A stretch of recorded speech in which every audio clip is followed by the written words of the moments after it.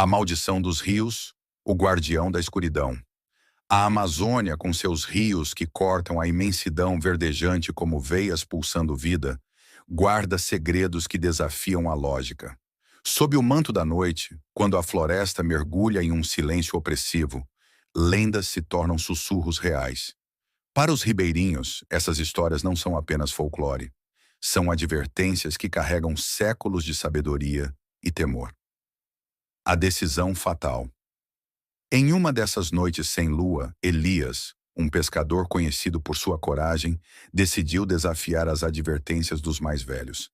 Ele precisava alimentar sua família, e as histórias de aparições nos rios pareciam contos para assustar crianças. Com sua canoa velha e sua rede surrada, partiu do pequeno cais de São José dos Rios. O céu era um abismo negro, onde nem mesmo as estrelas ousavam brilhar. A água refletia apenas a sombra das árvores e o fraco clarão de sua lamparina. Elias remava com determinação, ignorando o frio na espinha que o acompanhava desde o momento em que deixou a segurança da vila. A floresta. Observa. Conforme adentrava as águas mais profundas, a floresta parecia mudar. O barulho constante dos grilos e das rãs foi ficando mais baixo, como se a própria selva estivesse prendendo a respiração. A cada remada, Elias sentia o peso de um silêncio que parecia vivo, como se algo invisível o observasse. De repente, uma brisa gelada cortou o ar. O pescador parou, erguendo a lamparina para iluminar os arredores.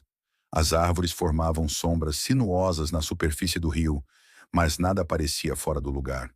Ainda assim, ele não conseguia se livrar da sensação de estar sendo seguido. O primeiro sinal. Depois de quase uma hora de navegação, Elias lançou a rede em um ponto que sabia ser rico em peixes. Ele esperou, mas ao puxar a rede, encontrou apenas água e silêncio. A correnteza estava estranhamente calma, como se o rio tivesse parado de fluir. Foi então que ouviu. Primeiro, um som leve, quase imperceptível. Um choro abafado, vindo de algum lugar próximo.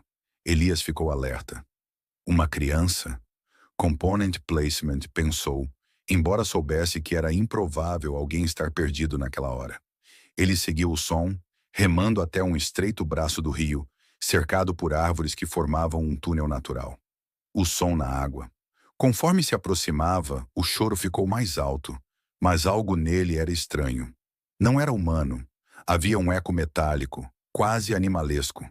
Elias sentiu os pelos da nuca se eriçarem, mas continuou. Precisava ter certeza. Foi então que algo tocou a lateral do barco. Um som de água sendo agitada, pesado, como se algo grande estivesse se movendo ao redor. Ele segurou o remo com força e começou a bater na água, tentando espantar o que quer que fosse. O som cessou e o rio voltou ao silêncio.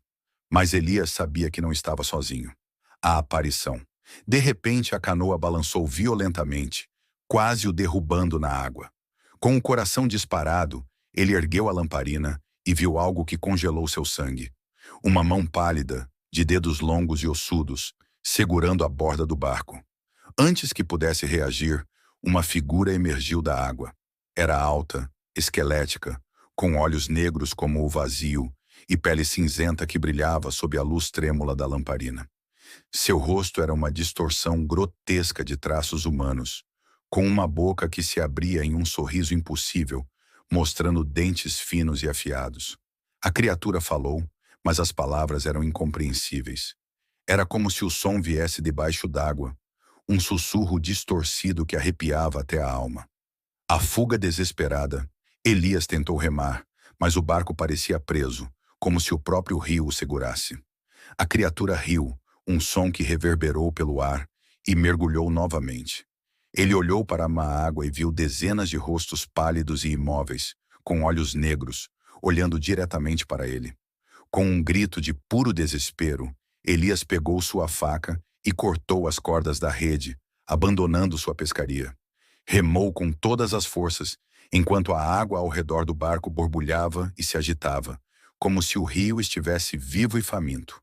Quando finalmente avistou as luzes da vila, suas forças estavam no limite.